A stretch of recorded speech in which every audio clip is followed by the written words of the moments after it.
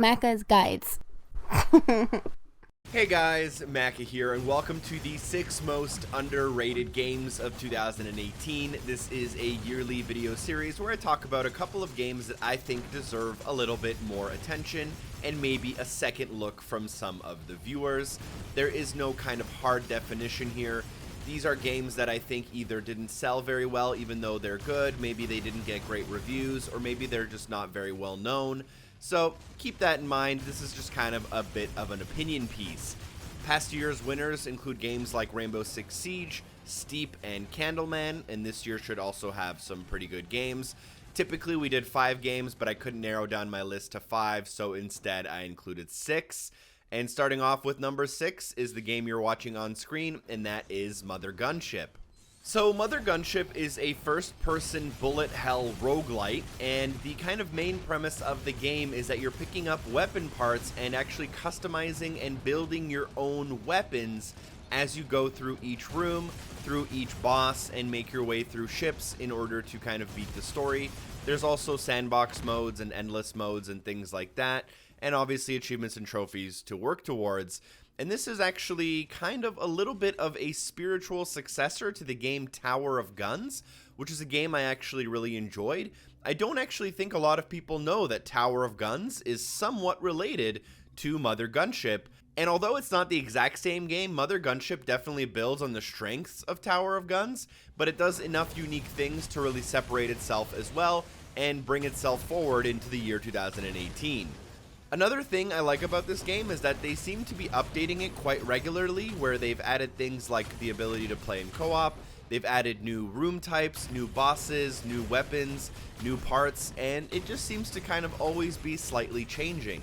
Additionally, no run ever really feels the same, so the game feels pretty replayable, even though the gameplay loop is pretty much the same thing over and over. You enter a room to try to clear it, to find the exit, to get into the new room, rinse and repeat until you are done basically all of the rooms, with a little bit of a boss every now and again. Nonetheless, this is a game that I didn't really know if I would enjoy, but I actually ended up playing for 20 to 30 hours, and I actually enjoyed the vast majority of the time I put into it.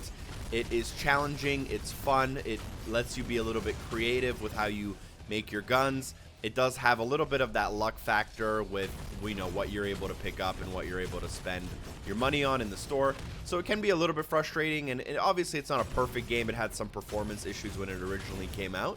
I still do think it is truly underrated or underappreciated by a lot of people though.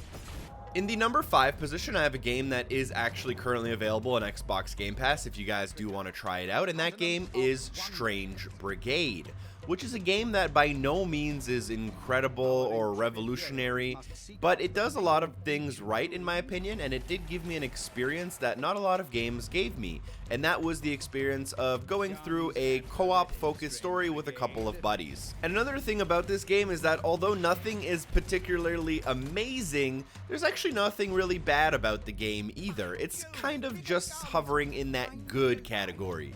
It has good shooting, it has good audio, it has good level design, it has good enemy types and good battles and good pacing. And when you take a game that is not bad in really any way at all, and you combine that with the fact that it's designed for co-op and most enjoyed in co-op, and you play it with some friends, it does become an experience that is pretty memorable for me. Now, one of my biggest gaming pet peeves over the last year is when people say that a game is bad, but that it's fun with friends, therefore you should play it. I think that is a terrible cop-out and a terrible precedent to set. However, this game doesn't really fall under that category in my opinion. There's a lot of gameplay variety there. There are a lot of puzzles to kind of keep you busy as you progress through the story, and fun collectibles to look for as you work your way through. There are fun bosses to fight against every now and again, and the game kind of stands well on its own, but it's definitely designed for co-op. And if you do have a couple buddies to play through, you got around 8 hours to get through the story, you want to get some not too hard achievements along the way, I would actually recommend Strange Brigade. Even if you think it might not be for you, you might be pleasantly surprised, or you might be a little bit let down. Let me know in the comments if you've actually played this one.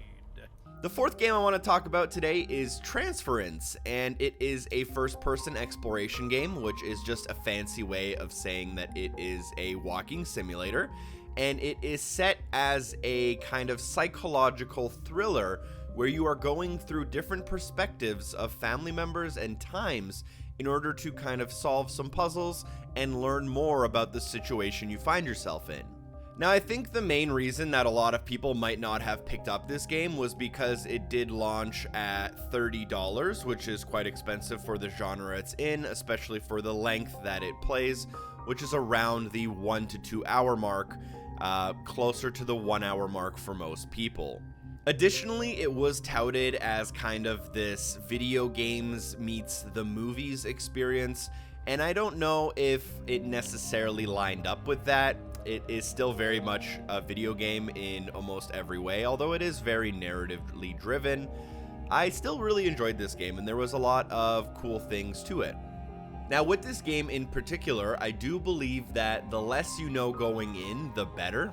If you know too much about the game before you start it, it's likely to not be as enjoyable, so I don't want to spoil too much at all. But I did really enjoy certain aspects of this game, and I think it did a lot of unique things, and it told a really cool and a really good story. Also, one important thing to note about this game is that if you do get a chance to play it in VR, that is absolutely the best experience. So if you can play it on your computer or you can play it on PSVR, I would recommend that over the regular version. Additionally, the $30 price tag is still a really big hump, and I don't blame you for not wanting to spend that amount of money for a walking sim, but I do believe the game is periodically going on sale every now and again, so keep your eyes peeled if you want to maybe spend half of that instead.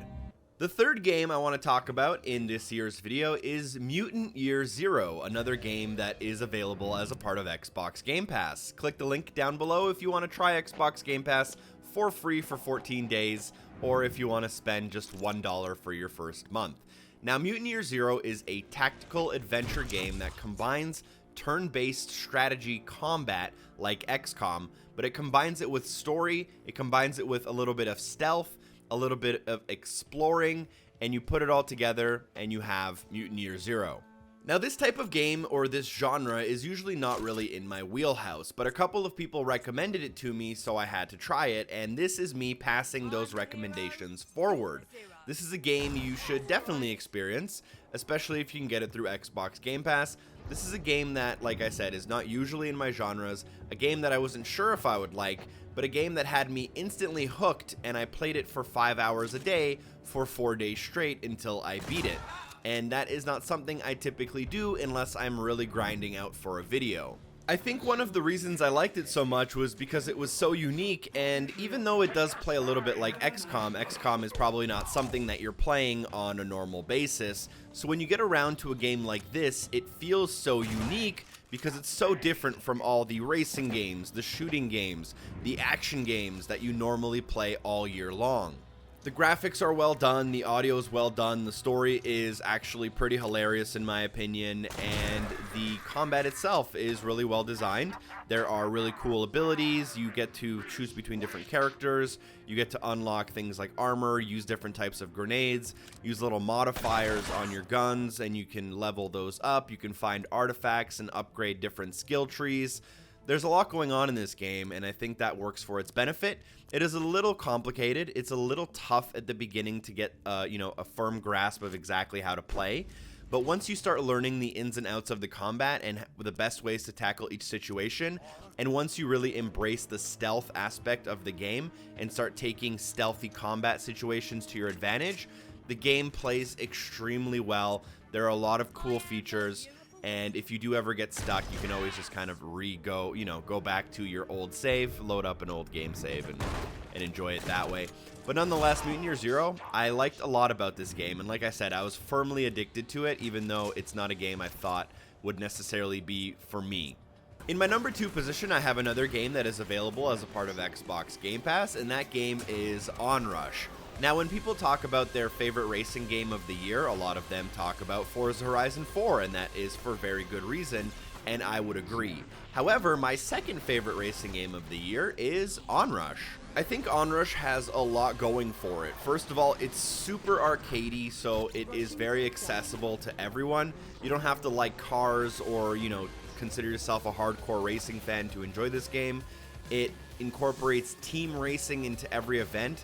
so it does feel a lot different from your generic racing game where you're just aiming to be first place. Additionally, most of the objectives are not actually related to what position you are in the race. Instead, you're working on things like earning boost, you're working on things like capturing a zone, or getting takedowns on other vehicles. Onrush challenges you to completely rethink the racing genre, and that was something that I really admired about it. Every race in the career was full of action, there were a lot of close finishes, you always felt like you were on the edge of your seat, however you always felt like you were decently in control of your team's fate, although there were some issues with the game, like the AI not always cooperating with you and making it feel like winning a team event was almost impossible using AI as your teammates. There were also a couple of other issues, and for some reason a lot of people decided to skip Onrush. It ended up becoming a free PlayStation Plus game in December, and then coming to Game Pass as well earlier in the year. And I think a lot of people ended up getting the chance to try it through those two services, and I know a lot of people personally that really enjoyed the game, even if they're not necessarily racing fans. In my number one position for most underrated game of 2018, I have Hitman II, which I think most people know is at least a decent game. However, from every indication I could find, almost nobody bought it. In 2016, Hitman 1 was announced as an episodic game, and in my opinion, that moment in history really took the steam out of the franchise. However, Hitman 2 improves on that and launches the entire game at the same time. Additionally, for those who want, they can bring forward their Hitman 1 levels into Hitman 2 and play them within that game using some of the new mechanics as well. This means that Hitman 2 has the potential to be the entire package or the definitive edition of the game from the previous years, and there are a lot of amazing things going for it, and Hitman 2 is actually one of my favorite games of the entire year, and obviously one that I think is criminally underrated. Now, what I like about Hitman 2 is that I think all of the levels are very well made. In the version of the game that came out 2 years ago, there were some standout great levels, but there were also some levels that were really poor. However, in Hitman 2, I feel like there are good levels, and then there are great levels, but there aren't any bad levels. So it does really feel like going from level to level to level is a fun experience, and the way that they set up the sandbox of every level makes it obvious that they know what good gameplay design is about. If you're willing to explore the levels and if you're willing to get creative, you'll realize that every level has probably 30 to 40 different ways to tackle it, and every single one can be just as rewarding or just as challenging depending on, kind of how you set yourself up. Now, I've always been a guy that is all about the gameplay, and I don't really care for stories too often in games, and I think that's maybe one of the reasons I like Hitman 2 so much. I think they really nailed the gameplay design, the feeling, the controls, and all of that. However, with that being said, a lot of people who did have any criticism for Hitman 2, most of that criticism was pointed towards the fact that it has a bad story, and I would agree it has a really poor story. One that feels like it didn't really have much effort, and one that wasn't executed very well. However, if you don't play Hitman for story, and I don't think you should, that shouldn't be a huge negative to you, in my opinion. Another thing I wasn't necessarily a fan of was how unnecessarily complicated the structure of the game is, with the fact that you can play the prologue for free, and then you can pay for each level individually, or you can buy them as a pack, and then you eventually have to basically download every single level separately, and that whole experience of like managing the game on your console is really unnecessarily frustrating and overdrawn. Another thing the team at IO Interactive has done a really great job with in terms of keeping the game fresh is adding free weekly content in the form of things like elusive targets, things like having a Santa Claus outfit for the holiday season, things like having new types of escalations and new weapons. And those are things that are being added for free to the game every week in order to draw people back, and a lot of them are really cool. However, I think that the stealth genre is severely underrepresented in 2018. There aren't very many good stealth games coming out, and I think Hitman 2 is a standout of the genre. I think that it does a spectacular job with the level design and the gameplay mechanics and offering you a sandbox to experiment with. And I think this holds true for both hardcore gamers that want to play the game on the hardest difficulty, Silent Assassin suit only, or for the casual gamers who want to go in, you know, through the window, shoot the guy in the back of the head, and then run away. You can kind of really play however you want, and it really embraces that, in my opinion. Nonetheless, thank you so much for watching the video. Do me a favor and in the comments down below, recommend one game that you think other people should try that either got bad reviews or that maybe you think not enough people have heard about. I'm really interested to see what you guys think are underrated games and maybe try some of those games. Thank you so much for watching. Hopefully I see you guys in the next video. Drop a like if it was helpful, subscribe for future content. Special thanks to the amazing people on Patreon for supporting the show, and I'll see you guys soon with another video. Peace.